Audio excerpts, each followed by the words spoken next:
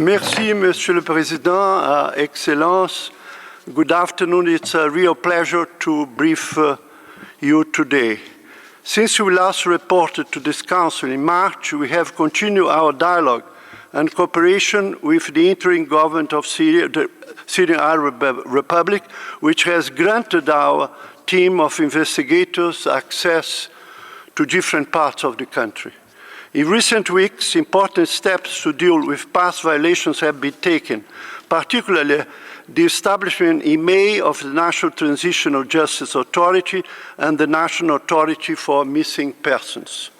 They will be expected to help reveal the fate of the more than 100,000 Syrians estimated to have been forcibly disappeared or gone missing, to expose the truth about systematic violations like arbitrary detention, torture, and ill treatment, and about widespread attacks which killed hundreds of thousands of civilians and maimed millions during hostilities. The security vacuum left after the dismissal of the armed force and security service, coupled with a lack of clarity on the new framework for justice, contributed to an atmosphere where victims of past crimes and violations attempted to take the law into their own hands and settle scores. The retaliatory attacks witnessed in the coast in March and seen on a smaller scale in other parts of the country are in part a response to 5 decades of systematic crimes perpetrated by security forces with impunity which affected all Syrians. More recently, sectarian fault lines have also been fueled by widespread hate speech and incitement against Alawis, often online, including posts with false information, reportedly often originating from abroad. We have documented revenge attacks across several governorates, including killings in villages in Hama and Homs that occurred in late January. Men who had reportedly handed over their weapons through the settlement disarmament process were treated, in certain cases, executed. 6 weeks after these events, and over the course of 4 days, hundreds of Alawi civilians were killed by armed men present in more than 40 different locations in the coastal regions of Latakia and Tartus, as well as in Hama and Homs governorates. These killings followed large-scale planned simultaneous attacks by remnants of the former government's forces on the interim government's forces, besieging several locations along the coast, which resulted in killings. During our team's latest visit to Syria last week, we appreciated the unfettered access granted by the government to the coast, including to several locations where killings and looting had occurred.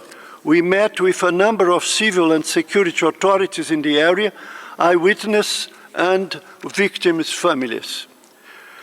First-hand accounts by survivors of these events from Tartus, Latakia and Hama governorates revealed in detail how residential areas were raided by large groups of armed men, many of them members of factions now affiliated with the state.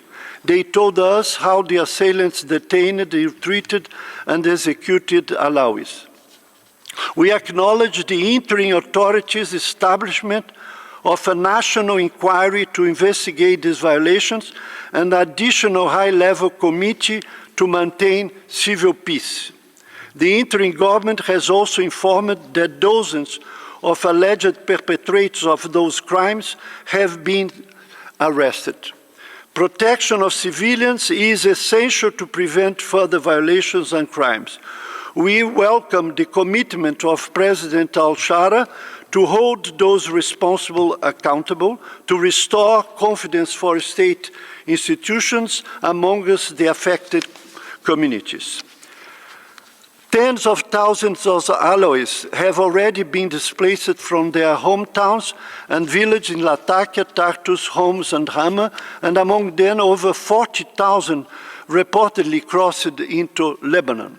The Commission has also documented abductions by unknown individuals of at least 6 Alawi women this spring in several Syrian governorates. The whereabouts of at least 2 of these women remain unknown, while the Commission has received credible reports of more abductions. Investigations in some of those incidents were opened by interim authorities. In late April, residential areas of Jaraman and Sanaya near Damascus were attacked by armed men who raided buildings and detained the residents. These attacks appear to have followed the dissemination of an inflammatory audio recording of unknown origin. Subsequent clashes that erupted between general security and Druze militias reportedly led to dozens of casualties, including summary executions of unarmed civilians and looting and burning of homes and vehicles. Violence then expanded to Sueda, jeopardizing the fragile status quo between the interim authorities and local armed factions, as well among Druze militias there. This has amplified fears of further violence targeting other communities, which further deepened last week when an attacker first opened fire in a Greek Orthodox church in Damascus during a service on Sunday evening and then detonated an explosive vest, killing 25 worshippers and injuring 60 others. The Syrian interim authorities attributed this heinous attack to the terrorist group ISIL, also known as Daesh. Attacks on places of worship are outrageous and unacceptable. The authorities must ensure the protection of places of worship and threatened communities and ensure that perpetrators and enablers are held accountable. Excellence, the Syrian conflict has no shortage of internal challenges and grievances, many of which were made worse by foreign interventions. Over the last weeks, Israel conducted a wave of airstrikes in and around Damascus, including near the presidential palace, and targeted military bases and weapons depots in Dara, Hamas, Tartus and Latakia as part of its sustained military campaign in Syria. The strikes killed a number of civilians and severely undermined Syria's military capacity. Israeli strikes in Dara on 18 March reportedly killed 3 civilians and injured at least 19 others in an attack that Israel said was aimed at destroying military capacities and threatening it. Civilian casualties were also reported in the context of IDF operations in the UNDOF monitored buffer zone in Quneitra and southwestern Dara. Israeli artillery fire was used in confrontations with local armed men. The IDF has allegedly issued displacement orders and prevented local communities from accessing their homes and lands, depriving them of their livelihoods. These actions raise serious concerns of violations of international human rights and humanitarian law, as UN Secretary General Gustavo Guterres further stated recently.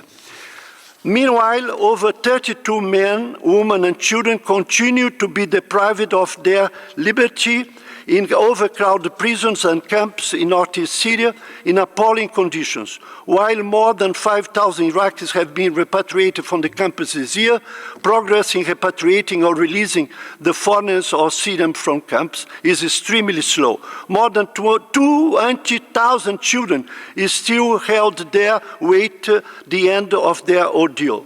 Recent reports signal a reemergence of Daesh ISIL cells in Deir ez-Zor, Raqqa, and al-Hazaka, with attacks plotted against a variety of targets. Excellence, it has been heartening to see more than 2 million Syrians returning home since December, including 600,000 from neighboring countries and just under 1.5 million IDPs. For many of the over 7 million Syrians who remain displaced, massive property-related challenges will need to be tackled in the wake of industrial-scale destruction, pillage, and confiscation of homes and lands. The broken judicial and record-keeping system inherited from successive governments makes reclaiming homes from secondary occupants very difficult, sometimes leading to violence and community tensions. Concluding, I must say that despite the recent encouraging steps towards lifting sectoral sanctions and opening the country to new investments, nearly 16.5 million Syrians remain in need of humanitarian assistance, including nearly 3 million people facing severe food insecurity. The interim authorities repeated commitments to protect the rights of everyone and all communities in Syria without discrimination of any kind are extremely encouraging. They should be met with the necessary support from the international community. Let me end with a plea to all states gathered here to deepen your engagement on the protection of human rights in Syria. Thank you.